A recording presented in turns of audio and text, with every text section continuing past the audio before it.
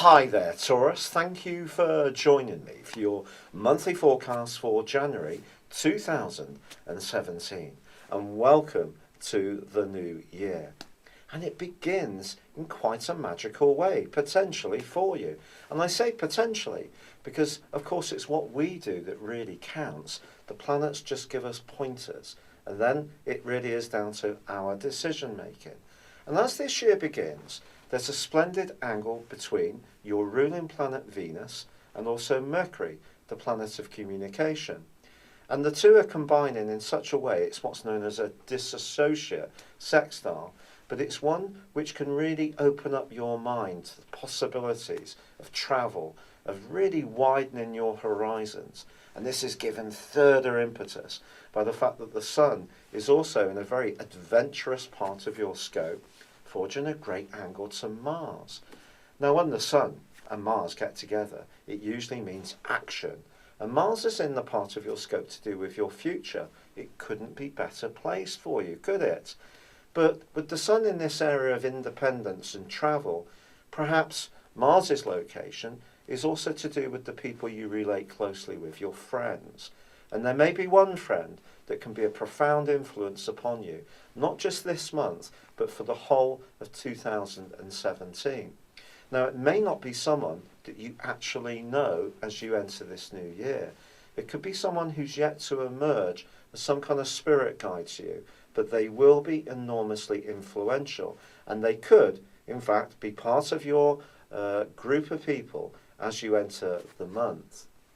But the other thing that's really fascinating about this angle between the Sun and Mars is that Mars is alongside the dreamy, nebulous influence of Neptune. Therefore, the more principled side of your nature, the things that really do excite you at a more spiritual level, are really going to be much more to the fore. Your imagination is going to be absolutely fantastic. So if you are thinking of trying to frame your life in a new way, I do feel that some changes are almost going to be part and parcel of this. But then we reach the crux of it, because your sign is not a sign that necessarily welcomes change. You welcome stability.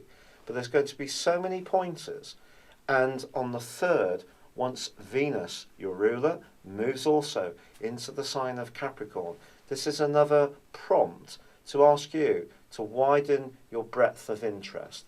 Now, it could be around the arts. It could be about going to see a show, taking the kids to the pantomime. Anything which adds some drama, colour and texture to your world is going to be awesomely important throughout this month. But there's more than this, because then Mercury rewinds on the 5th back into the part of your scope to do with shared resources and long-term financial matters. So anything to do with property, pensions, business, investments, savings, or perhaps even the cost of paying off Christmas could really come under a closer review by you over the following week. But this is an area that's also to do with intimacy. But Mercury isn't really about intimacy, it's about how we think. So it's likely that you are thinking about your connections to others, whether it's the bank you choose to use, or it's a pension that is under review. You may find yourself doing some extra research around these areas to get a bit more value, and your curiosity is definitely going to be piqued, not just in more dramatic and artistic and creative ways. It can also be in very practical matters too. So where does this leave you as far as your love life is concerned? Well, if you're footloose and fancy 3, it wouldn't be a surprise if someone came into your world in January who was very different to you. At first, that could actually be quite challenging. If you're in a relationship, Venus's transit through this area could see you wanting to get to the truth of what the relationship is about. But Pluto has been asking you to do that in your relationship sector for about 7 years. So this isn't an entirely new process for you. But there could be more things that you want to discover. And I think the full moon, which occurs on the 12th, is really going to be very important, because this is accenting the areas of your horoscope that are to do with information and communication. But because across the axis going in the other direction, we have an angle forged between Uranus and Jupiter, which is pre-existing from last year. But that's one that's stirring up a lot of restlessness in you.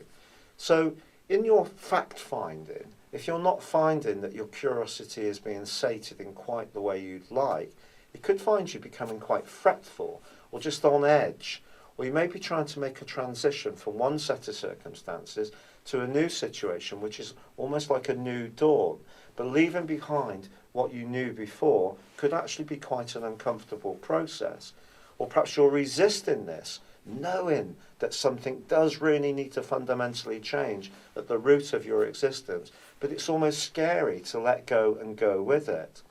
I think once Mercury sweeps back into Capricorn on the 13th and is starting to go forwards in this part of your horoscope, and much more clarity is going to come your way.